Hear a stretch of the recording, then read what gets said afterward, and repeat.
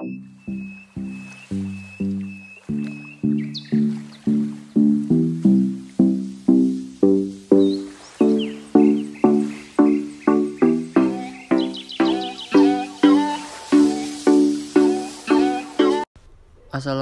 warahmatullahi wabarakatuh. Saya Haikal Ramadan dan Santi Ayu dari Fakultas Ilmu Budaya, Prodi Sastra Indonesia akan menjelaskan tentang mata kuliah pengantar teori linguistik.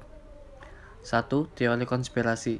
Teori konspirasi atau teori persengkongkolan dapat diartikan sebagai suatu teori yang berusaha untuk dapat menjelaskan bahwa penyebab tertinggi dari satu maupun serangkaian peristiwa merupakan suatu hal yang bersifat rahasia dan seringkali memperdaya seseorang, direncanakan secara diam-diam oleh pihak tertentu seperti sekelompok orang maupun organisasi yang memiliki kuasa tinggi, serta sangat berpengaruh.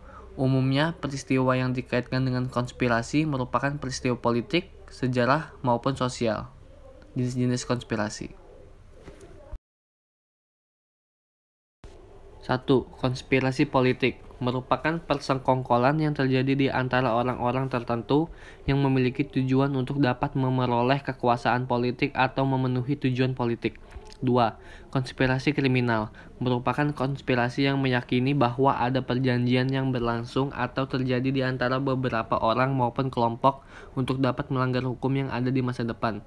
3. Konspirasi perdata merupakan persekongkolan yang terjadi di antara beberapa orang untuk dapat melakukan suatu tindakan penipuan yang bersifat menyesatkan atau menipu orang lain dari hak hukum yang didapatkan oleh orang tersebut. Tujuannya adalah untuk mendapatkan keuntungan sepihak. 4. Konspirasi Hoops dan Spock. Yang dimaksud dengan konspirasi Hoops dan Spock ialah sebuah konspirasi di mana satu atau lebih seorang konspirator utama melakukan beberapa persengkongkolan yang sama dengan orang lain, dan keberhasilan dari konspirasi tersebut bergantung dari beberapa pihak yang ikut dalam persekongkolan tersebut.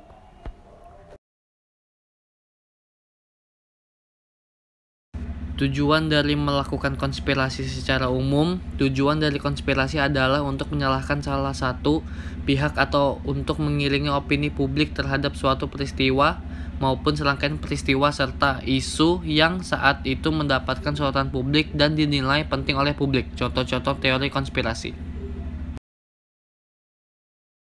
1. Adanya manipulasi cuaca. Kita tahu akhir-akhir ini kita mendengar Cina sedang membuat cuaca sendiri. Tapi bagaimana negara tersebut melakukan itu?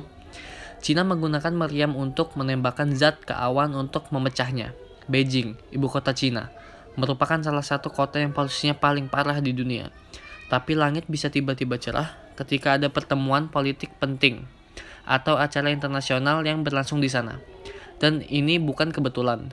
Pihak berwenang Cina telah menggunakan program manipulasi iklim selama bertahun-tahun. Dan pada Desember lalu telah mengumumkan langkah lebih jauh, yaitu memperluas kapasitas operasional manipulasi cuaca di seluruh negeri. Pihak berwenang mengatakan program hujan atau salju buatan akan mencakup 5,5 juta kilometer persegi pada 2025, yang merupakan hampir 60% dari wilayah Cina. 2. Kebenaran bulan tidak nyata. Jika kalian kenal dengan nama Neil Armstrong, maka kalian pasti tahu dia orang pertama yang mendarat di bulan. Tapi apakah itu semua benar? Hingga kini sudah ada 12 astronot yang pergi ke bulan. Namun pendaratan di bulan masih saja dipertanyakan. Tidak ada yang tahu apakah pendaratan ini benar pernah terjadi atau tidak. Tidak ada orang Amerika yang pernah ke bulan. Itu semua palsu. Pendaratan di bulan itu kan buatan studio TV. Bahkan pengaturan tata letak panggungnya saja tidak dilakukan dengan benar. Lalu, ada lagi kesalahan amatir macam mengibarkan bendera Amerika Serikat. Yang benar saja, memangnya bendera bisa berkibar di bulan? Di sana kan tidak ada atmosfer. Palsu itu. Ini cuma konspirasi politik buatan Amerika untuk menunjukkan kepada Soviet, lihat, kami berhasil. Kalian tidak. Orang-orang kami bisa mendarat di bulan. Kalian tidak. 3. Bumi tidak bulat, tapi datar. Dan ada konspirasi tentang bumi datar ini terdengar aneh. Tapi inilah konspirasi. Model bumi datar adalah sebuah konsepsi arkais dari bentuk bumi sebagai bidang atau cakram. Banyaknya dari kebudayaan kuno menganut kosmografi bumi datar yang meliputi Yunani sampai zaman klasik, peradaban zaman perunggu, dan zaman besi. Dari timur, dekat sampai periode Helenistik, India sampai zaman Gupta, awal-awal abad Masehi, dan Tiongkok sampai abad ke-17. Paradigma tersebut juga biasanya dipegang dalam budaya-budaya orang asli benua Amerika, dan pernyataan bahwa bumi datar dikubahi oleh cakrawala dalam bentuk mangkuk adalah hal umum dalam masyarakat pra-saintifik. Tragedi serangan teroris 9/11.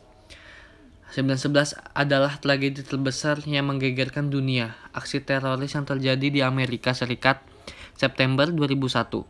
Terjadi tragedi 9/11 atau tragedi 11 September. Tragedi ini bermula saat sebuah pesawat American Airlines Boeing 767 yang memuat 20.000 galon bahan bakar jet menabrak menara utama World Trade Center di New York City.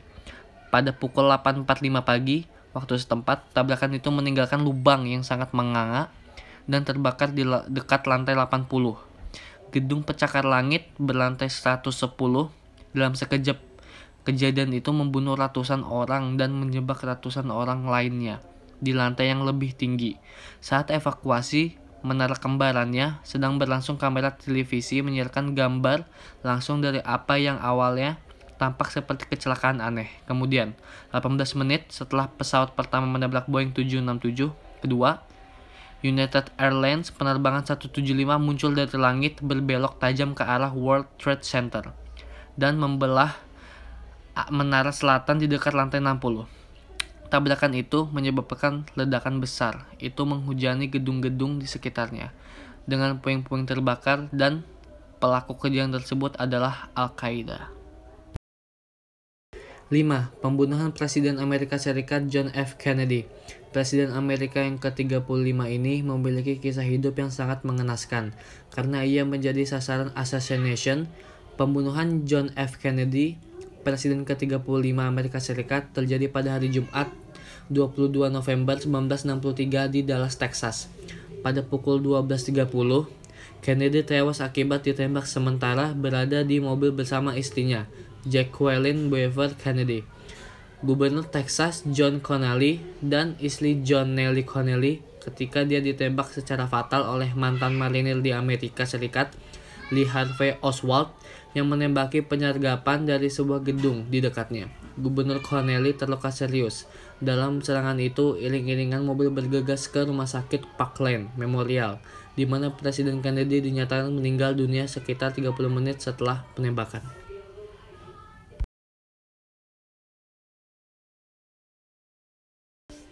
6. Kematian Putri Diana bukanlah kecelakaan. Putri Diana merupakan istri pertama dari Charles Pangeran Wales, anak sulung dari Ratu Elizabeth II, dan juga merupakan pewaris tahta Kerajaan Britania Raya dan 15 negara persemakmuran. Anak-anaknya, Pangeran William dan Harry, masing-masing berada di posisi kedua dan keenam dalam urutan pewarisan tahta tersebut. Melalui pernikahannya dengan Charles, Diana dianugerahi gelar Putri Wales, gelar bagi istri putra mahkota dan calon permaisuri Britania Raya. Alasan kematian Diana, berbagai teori konspirasi muncul. Ayah Dodi ialah Muhammad Al-Fayed, seorang pengusaha Inggris keturunan Mesir yang memiliki toko mewah Harrods. Banyak teori menduga bahwa badan intelijen MI6, CIA atau Mossad atau kolaborasi badan-badan intelijen tersebut terlibat dalam rencana membunuh putri yang diduga akan masuk agama Islam dan memiliki anak beragama Islam. Selanjutnya, sejarah bahasa menurut filsuf. Para filsuf Yunani kuno seperti Pythagoras, Plato, dan kaum Stoika berpendapat bahwa bahasa muncul karena keharusan batin atau karena hukum alam. Disebut keharusan batin karena bahasa hakikatnya adalah perwujudan atau ekspresi dunia batin penggunanya. Lihat saja bagaimana bahasa seseorang ketika sedang marah, bahagia, gelisah, dan sebagainya. Semuanya tergambar dalam bahasa yang diucapkan.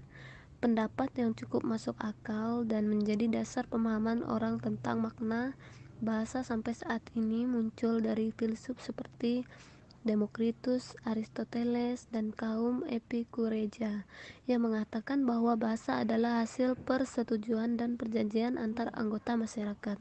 Sebab sifat dasar manusia adalah keinginannya berinteraksi dengan orang lain untuk memenuhi kebutuhan-kebutuhan hidupnya.